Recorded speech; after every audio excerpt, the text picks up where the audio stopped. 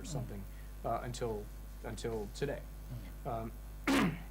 Your demand line, on the other hand, has looked like this. Again, in economic terms, GDP and electricity growth usually grow together. So if GDP has been growing at 7% a year, then probably demand for electricity has been growing at about the same amount, around 7% a year. So you know, you don't have to be an economist to figure out that if you have a flat supply line and a rising demand line, they're going to intersect sooner or later. So that's the first problem, is that that Zambia didn't really add generating capacity when it should have. You know, there's a sort of an old African proverb that I was taught by a friend of mine that that's very relevant to this discussion. She said that the proverb goes like this: the best time to plant a tree was 20 years ago.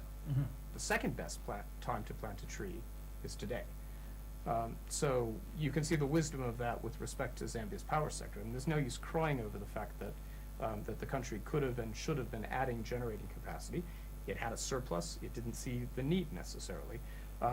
You know, now you find yourself in a crisis, and Probably by then, according to what other technocrats are saying, we had a kind of few people in Zambia, and they did not expect that our population is going to grow.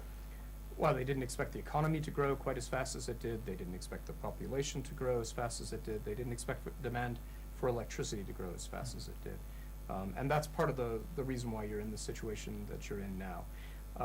The answer, you know, is that, as I said earlier, you have to attract private sector capital into the country to build additional generating capacity, and they want to make a profit. So you have to create the enabling environment for an American or a French or whatever it might be, South African, for those companies to come here and build power plants. They need to know that they'll be able to make money. Yeah, this is why I was asking. I would still go back to my earlier question. What do you need to do? Yeah, enabling environment again. It's about the tariff. It's coming back. It's about the tariff. You need to increase the tariff. So how would you say about the enabling environment in Zambia? Is it there or not? Are investors confident? When it comes to the power sector, the single most important thing is to establish what they refer to as a cost-reflective tariff.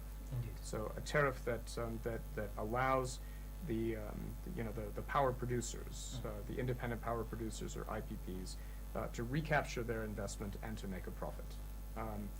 So if you listen to President Lungu when he addressed Parliament a few weeks back at the opening of Parliament, he referred to the need for Zambia to establish a cost-reflective tariff. Indeed. So I think that the government understands what needs to be done, and they're in the process of implementing it. All right. Though my question has not been answered. Which question was that? On whether the enabling environment exists now? In Zambia, yeah, because you keep on referring to the enabling Zambia. Our leaders need to create that enabling environment to attract more foreign investment in the areas of probably mining, areas to do with power generation, energy sector, and of course agriculture, which you earlier mentioned also. Sure. Yeah, this is what I'm asking. Is there no enabling environment in Zambia? No, there's an enabling environment. There's a fair amount of foreign investment into the country already. It could be better. It could be better. It could be better. Okay. It could be more open, more predictable, easier to do business here. Thank you so much. And I think the country would benefit from that. Thank you so much. Sorry if I wasn't clear, because that was what I was saying all along. Okay, no, it's fine now. I think that has been clear and answered. I think I was expecting such kind of a clear answer. All right. From a diplomat? Even a diplomat can bring us such kind of an answer. Sometimes. Yeah, and you've just done that. So thank you so much. But moving on to other important issues, quickly, let's look at Zambia's infrastructure of late has been growing, and many say at least over the years we've seen massive development in this area. How is the U.S. government trying to help Zambia with regard to infrastructure development? The U.S. government is not actually involved in directly in assisting Technical Zambia's. support? we don't provide any sort of U.S. government assistance in that area. Where we do provide assistance, of course, is education, health, things like that. We're actually the single largest bilateral donor to Zambia. It's on the order of about $500 million a year. But the bulk of that really goes into healthcare. The PEPFAR program, the President's Emergency Program for AIDS Relief, which started in 2004, directly and indirectly provides $350–400 million a year to Zambia.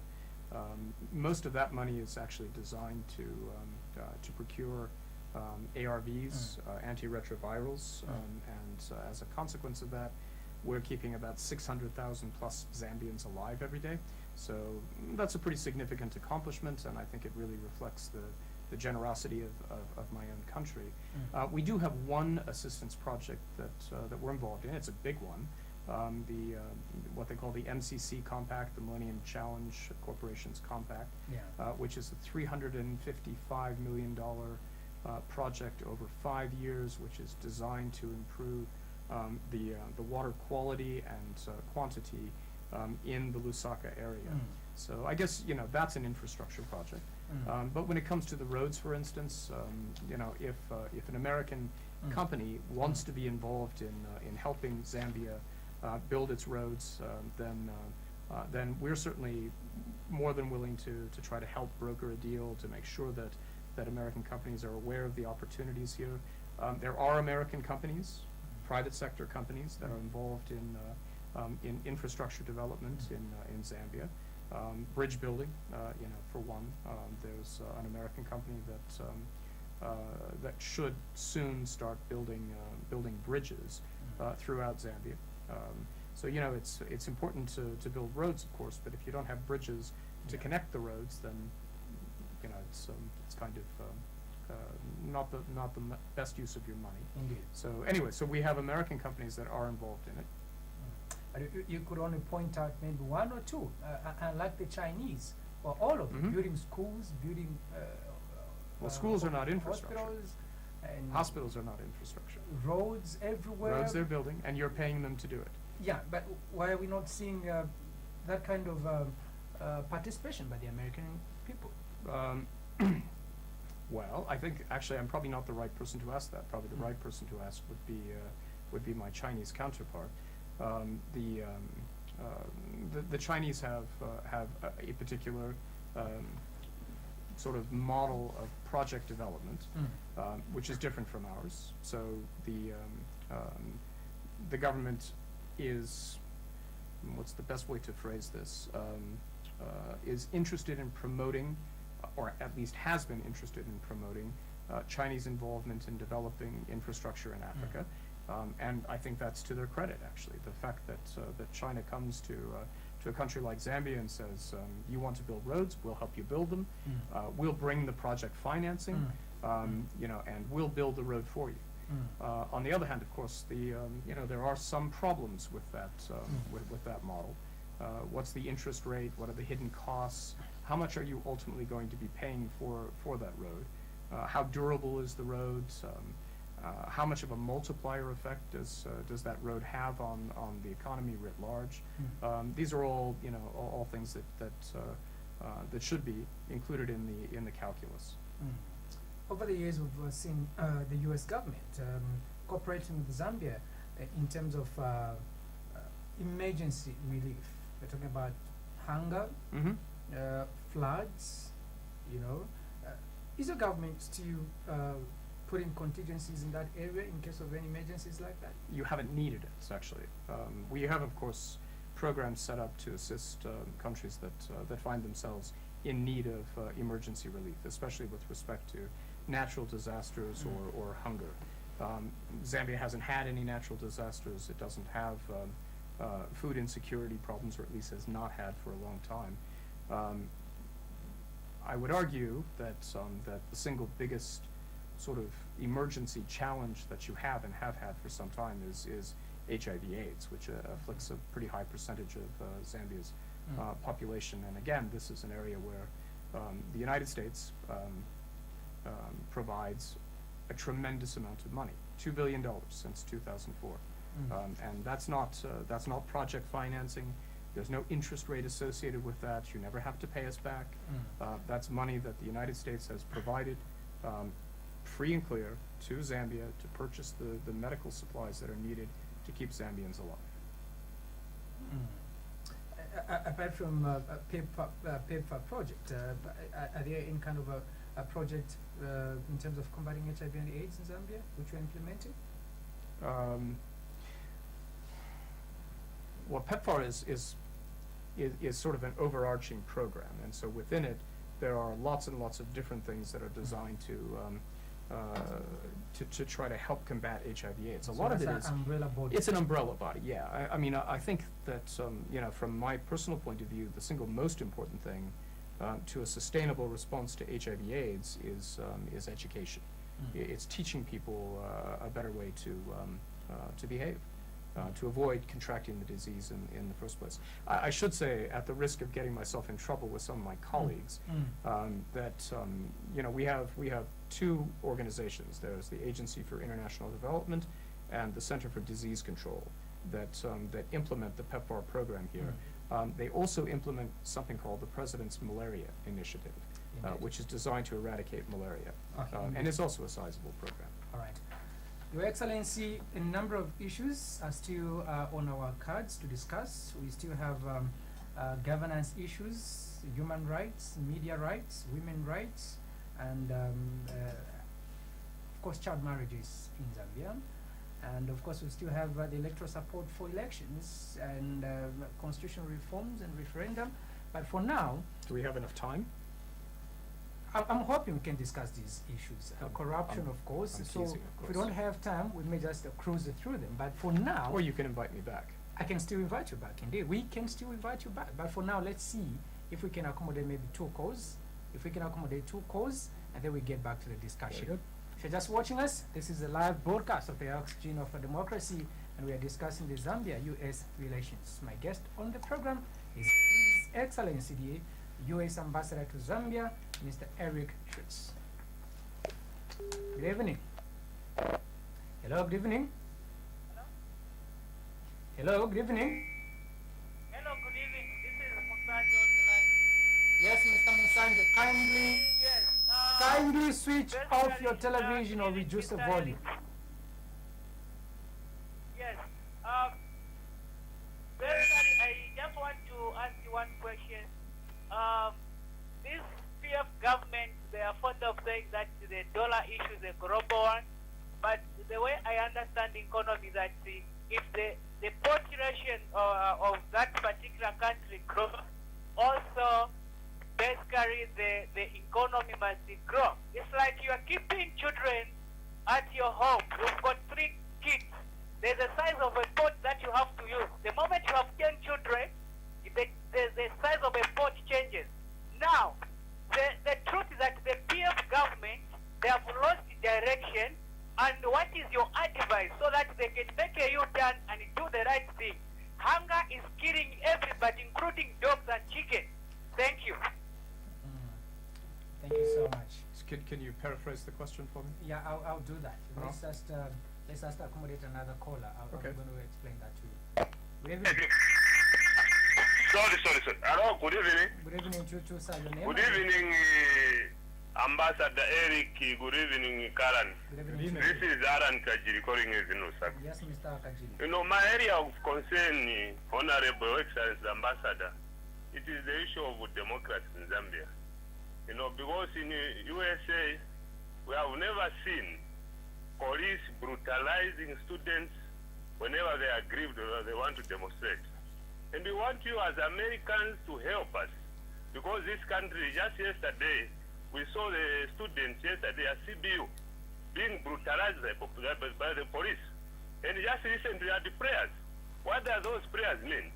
And we want you as America, because you are the beacon of democracy, to try to help us. I know you are diplomats, you cannot do much in politics. But you know, as Zambians, we are suffering, and the issues of certain business and public media, they don't cover the opposition. Now, how do you expect to have an enabling environment when you have got, only ruling part that is being covered at ZNBC, Daily Mail, Times of Zambia? Those are the issues we want you as America to help us. Because as we are coming to 2016 general election, these are issues that are going to affect us. If we are not going to have a free and fair election, at the end of the day, there will be violence and there will be anarchy in the country. So we want you as America to help us because the general election that we are going to have next year is very crucial.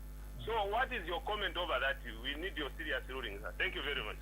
Thank you so much. Your Excellency, we could allow more calls to come in, but let me allow you to respond to this. Okay. Yeah, Mr. Mwisanji was trying to say, look, the economy is on its knees right now, and the response from government is that it's a global issue.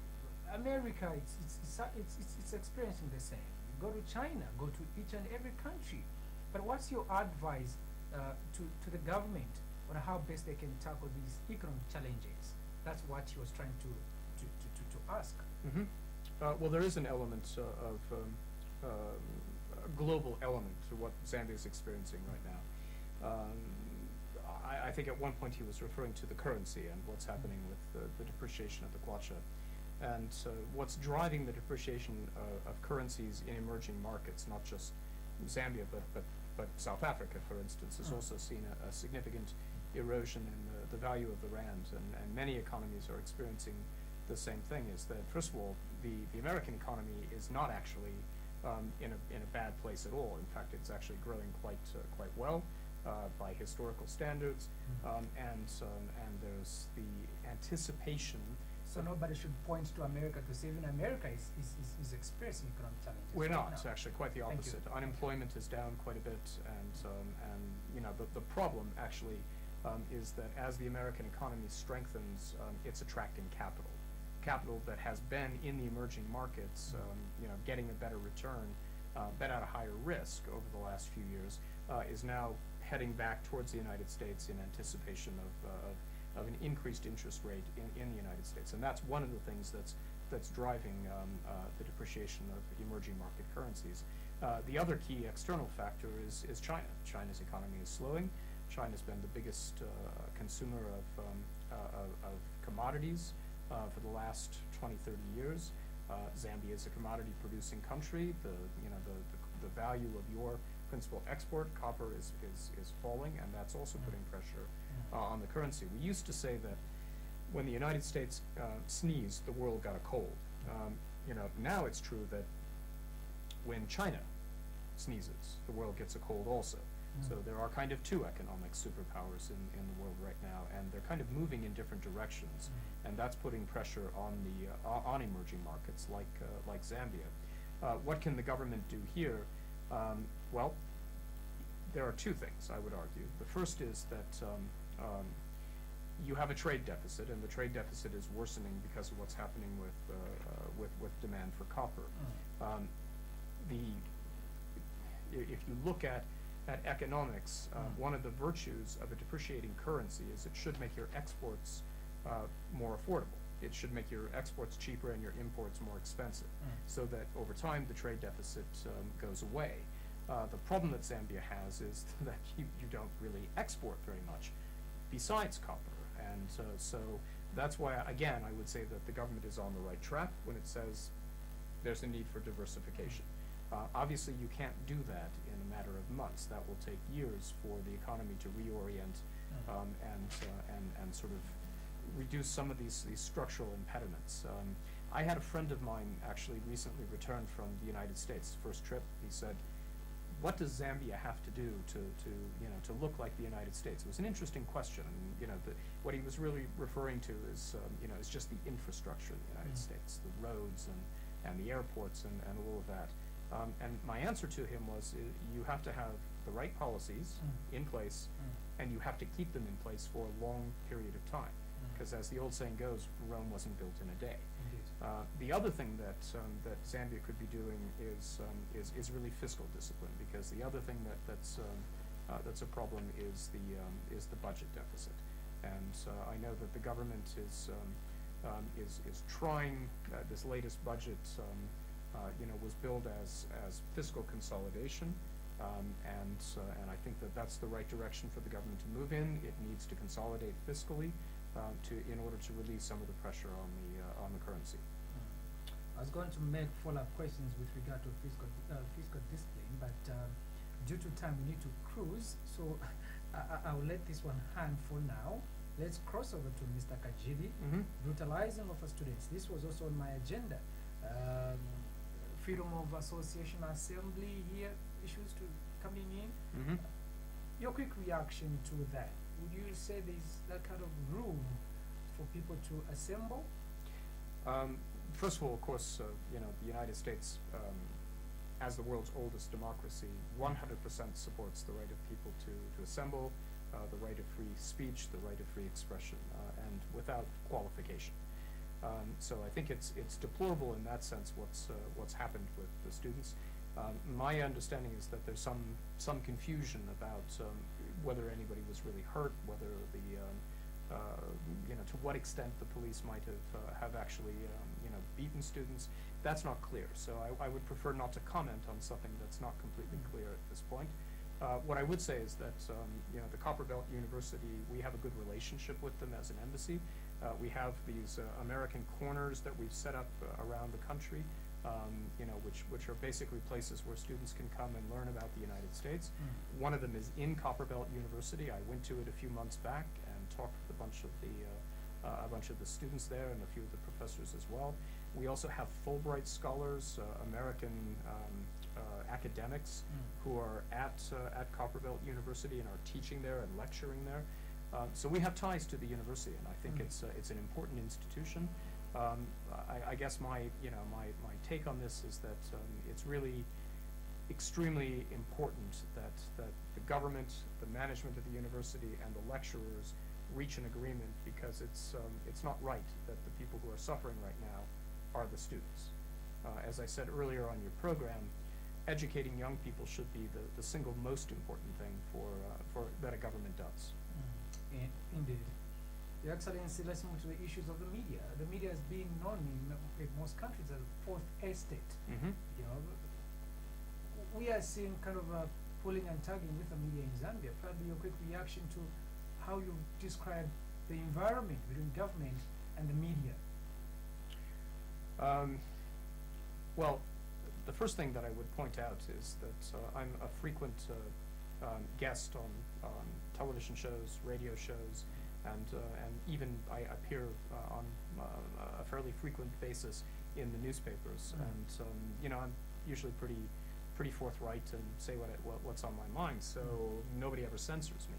So from my point of view, I guess I think that it would be false to say that there is no media freedom here, which I've seen some American, some international, I should say, NGOs make that case that in fact Zambia is not free, according to some of them, when it comes to media freedom. I don't think that's really true. I think but I do think there are clear problems and clear challenges here. I think one challenge that I've mentioned in the past is that I come from a country where we don't have any state media. The government doesn't own and control newspapers or television stations, and there are none in the United States. They are all in private hands. And when I look at just the logic behind that, it strikes me that it would be very difficult if I were a journalist working for a state newspaper or for state television to be completely objective, because I'm working for the government, and the government is controlled by the ruling party. I'm not saying that they're not objective. I'm just saying that I personally would have problems if I found myself in that situation. It strikes me as a bit of a conflict of interest. Beyond that, I think that the most important thing is really for the media. As you say, it's the fourth estate, and it's not just the fourth estate. It's in many respects, it's the part of the political system that's closest to the people, that represents the interests of the people, that advocates on their behalf, and that holds the other branches of government, the three true branches of government accountable. So I think it's incumbent upon journalists in Zambia to be objective, to be professional, to be transparent, and to be courageous, and to do their jobs, and to insist on seeking out the truth and speaking on behalf of the people. So in general, you are saying there's media freedom in Zambia. I'm Would I saying, be- I'm would saying I that be right if- there is not the absence of media freedom. There is media freedom. Mhm. And again, as you said earlier, you know, could it be better?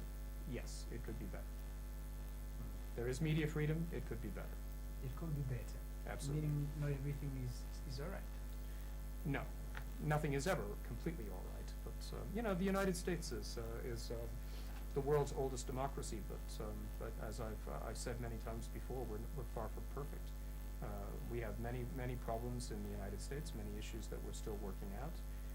We're a work in progress. We're a country that's trying to be better, and I think that you know, from my point of view, that's actually what Zambia needs to do as well, is to try to be a better, stronger country.